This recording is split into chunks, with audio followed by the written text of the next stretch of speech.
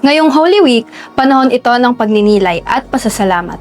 Tinanong namin ng ilan sa aming mga kapartner kung ano ang kanilang personal na reflection ngayong panahon. Sa akin, unang-una, pagsisisi. Kasi sa pagsisisi, nare-reflect ko yung sarili ko kung ano yung mga nagawa kong mali, kung paano ko siya aayusin. Nagpapatawad. Kasi lagi ko lang iniisip na mas maganda yung lagi tayo nagpapatawad sa kapwa natin. Para sa akin, pagrelasyon sa Panginoon. Time for religious activity, magdasal, humingi ng mga kapatawaran sa mga nagawang kasalanan, and magpasalamat. Una, yung sacrifices ni Lord for us. Pangalawa, yung strength to withstand yung everyday. And syempre, yung gift of family.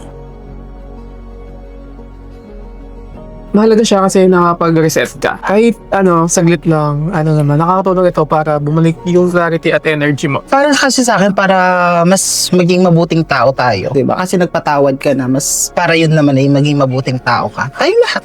Para sa akin, kailangan talaga mag-pause para makapag-relax, para ma-reset yung mga problema natin sa buhay. Ito yung pahinga natin, no? Makapag-relax man lang kahit in a quick time. Spend our time with the family na rin, family bonding, gano'n. It helped us to recharge para maging grounded tayo and present at the moment. Also, para magpasalamat kung ano man yung mga magandang bagay na nangyari for the day. Buhay at panibagong pagkakataon. Kasi bawat araw may chance kang magsimula ulit ng pagbago. Isa sa mga pinagpapasalamat ko ngayong taon is maganda yung health ko parati. Magandang surroundings, bagong career, magandang pagsisimula din kasi binibless ako ni Lord every day. Hindi ako pinapabayaan ng Panginoon.